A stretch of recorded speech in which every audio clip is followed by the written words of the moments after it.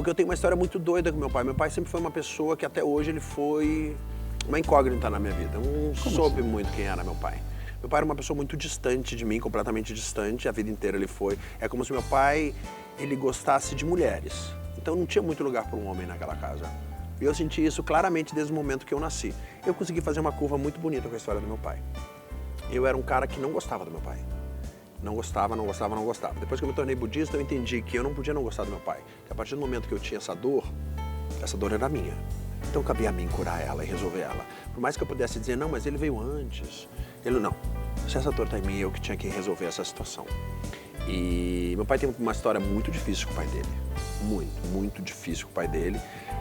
Conta a lenda da família que meu pai estava se recuperando de uma doença ainda que ele teve. E meu pai logo colocava ele para trabalhar na lavoura. Teve um pai difícil, meu pai. E nesse momento, eu acho que a gente estava começando uma reconexão. Eu consegui fazer isso com meu pai. Um dia eu chamei meu pai para conversar. Eu disse, sou eu que tenho que fazer isso, que difícil. Eu não conheço esse homem, eu não sei quem ele é. Eu chamei meu pai para conversar num jantar, eu só olhei para ele e disse assim, interessante porque a gente está falando de foto. Eu disse, pai, eu olhei o álbum de fotografia da família, não tem uma foto do senhor sorrindo. Por quê? Era difícil demais falar isso para ele, Rony, porque eu não tinha intimidade com aquela pessoa. Intimidade nenhuma. Ele me olhou naquele momento e disse, a sua mãe tem mania de doença. Porque a sua avó já foi operada não sei quantas vezes. Teve uma vez que o médico abriu ela e fechou só para dizer que operou, porque ela tinha mania de doença. Ele colocou. Eu falava de A, ele respondia B. Só que a partir desse momento tudo mudou na nossa vida. O meu pai começou a me dar abraços, o meu pai começou a dizer eu te amo, o meu pai começou a demonstrar preocupação quando eu ficava pouco tempo em casa e eu logo voltava para o Rio de Janeiro. E meu pai era alcoólatra, né? E meu pai teve teve Alzheimer. E no meio do Alzheimer ele teve uma isquemia. E no meio dessa isquemia, eu fui para Santa Maria para cuidar do meu pai. Eu nunca tinha visto meu pai na vida. E eu tive que trocar as fraldas do meu pai. Num determinado momento, nessa troca de fraldas, tinha momentos que eram constrangedores, mas que eram engraçados também. Que estava eu arrumando a fralda, né? E eu olhava, não, mãe, não é desse jeito, o peru do papai tem que vir para cá. Ele olhava, agora já virou bagunça isso, né? E meu pai usava cadeira de roda, porque ele não conseguia mais no banheiro, então eu tinha que botar ele na cadeira de roda. Então eu pegava o braço inerte dele, colocava ao redor do meu pescoço e dizia para ele, me abraça com outro braço, papai. E foram os abraços mais bonitos que eu posso ter dado no meu pai, os mais significativos, os mais importantes. E aí eu fui embora de Santa Maria e eu sabia que aquilo não ia ser um processo que iria muito longe. Então quando eu fui embora, eu pensei, eu não quero fazer uma despedida de novela aqui não. Eu dei um beijo na testa dele e fui embora. E eu sempre achava que o dia que meu pai fosse partir, eu ia estar fora do Brasil. Há mais de 10 anos eu dizia isso. O dia que meu pai... Eu não dizia, eu pensava. O dia que meu pai partir, eu vou estar fora do Brasil, eu vou estar fora... Como é que eu vou fazer para voltar pro... Como é que eu vou fazer? Eu fiz uma viagem, e a minha família disse, não, pode ir, tá tudo certo. Eu fui numa viagem, meu pai faleceu. Aí...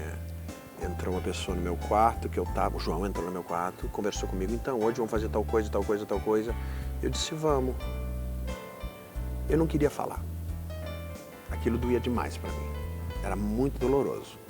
E aí eu olhei para ele e disse, papai faleceu. E eu escrevi uma carta para ser lida no velório dele, mas eu consegui ter uma reviravolta muito especial de afeto e de amor, e posso dizer que verdadeiramente eu consegui amar muito meu pai antes dele partir. Eu peguei a cinza dele e coloquei num ipê branco. Eu plantei um ipê branco lá em Araras para colocar a cinza dele. E o ipê branco leva 15 anos para florir, no mínimo. Eu já tinha ipês brancos lá, que tinham cerca de 10 anos em Araras. Aí eu coloquei a cinza de papai no ipê branco, que devia ter 3 anos de idade, ou seja, estava novinho ainda. Coloquei a cinza do papai lá e em um mês ele floriu.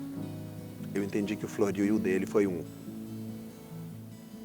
Olha, eu vou dizer, eu estou profundamente emocionado. Estou na televisão, não posso às vezes verter uma lágrima porque eu tenho que continuar com o nosso papo. Eu vou dizer uma coisa para você, Carmo. Uma das entrevistas mais humanas que eu consegui realizar na minha vida. Eu já fiz mais de 5.000 entrevistas. Porque eu sou um humanista. Você é uma pessoa famosa, você é um produto. Mas esse produto é abrigado por um ser humano.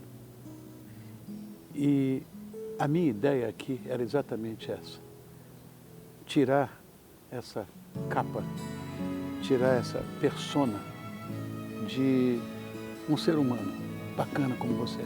Obrigado, querido. Olha, Muito obrigado. tô bem, olha, Muito obrigado. hoje eu acho que eu atingi o objetivo desse programa, que era humanizar. Obrigado, querido. Uau, Obrigado. saúde de novo, senão eu Saúde. choro, porra. Porque é uma coisa muito contrária da minha. Meu pai era diplomata, uma pessoa extremamente delicada, amorosa. Quando ele morreu, ele me chamava ainda de meu filhinho, Ai, que delícia. me dava abraço, me beijava. Era budista. Ah, que maravilha. Então é uma coisa assim, né?